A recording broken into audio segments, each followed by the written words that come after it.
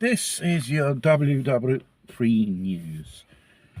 Instead of the usual geopolitical news, which has been dominating the news everywhere you live. Italy. I think everyone knows what happened to Stellantis about a few weeks ago. That particular day, which they lost around about 26 billion euros of face value on the Italian stock exchange, the Borsa Milano, as they say, due to bad management, due to betting everything on a losing horse, which is an electric car. Now, these fat cats of stellantis have announced lancia regarding the production and everything which evolves around it will close within this year, 2026, which happens to be a shock. The problem is the Lancia model, which they sell here, the Lancia Y, it's got nothing left, mechanically speaking, design, or anything of the Lancia. It's all Peugeot now, and that regarding other brands of the same group as well. It's all Peugeot shit. There's nothing of Fiat, there's nothing of Opel, and so on. And seeing how the new Y performing, they only sold around about 10,000 units, respecting 44,000 of the last ones which was made in Poland. I think the downfall has not started here. Started when Giovanni Agnelli, which had withdrawn from the World Rally Championships, Lancia wasn't losing. They were winning every fucking thing underneath the sun. And all of a sudden pull out because it cost too much. And obviously, if you have a model which participates in rallies and it wins, it would just boost your sales of vehicles. So like I said, Lancia pulled out from the international rally as Lancia, and there has been a whole series of incompetent managers like Marchion, Tavares, the creation of Stellantis. It's all bad management and bad in political, industrial politics, I should say. So the brand, as we know, will disappear off the face of the earth. There's a lot of history behind it. It's not just Lancia Deltas. There's even other Lancias which they made in the past.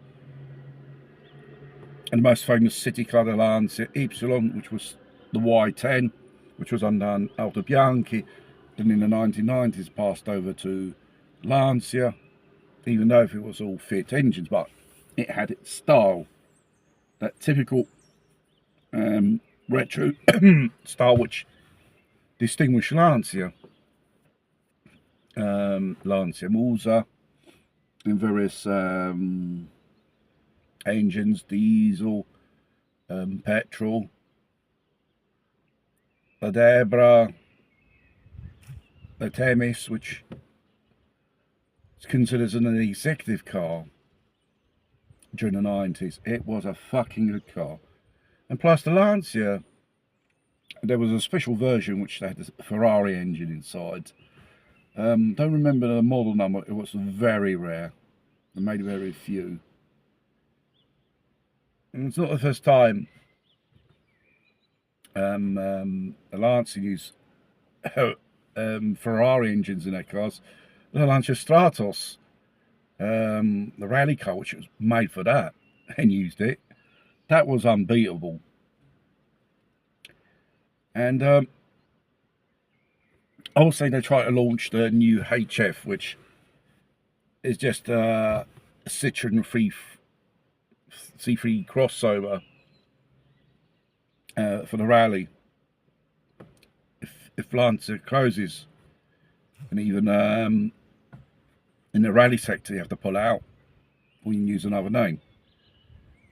And that rally car which they want to compete in this competition, rally competition, international do, it's not a Lancia.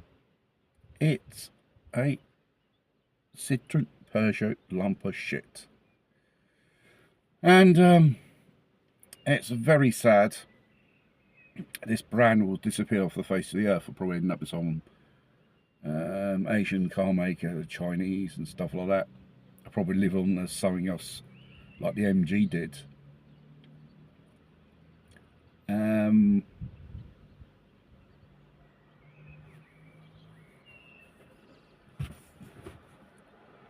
I think Lancia shouldn't be closed.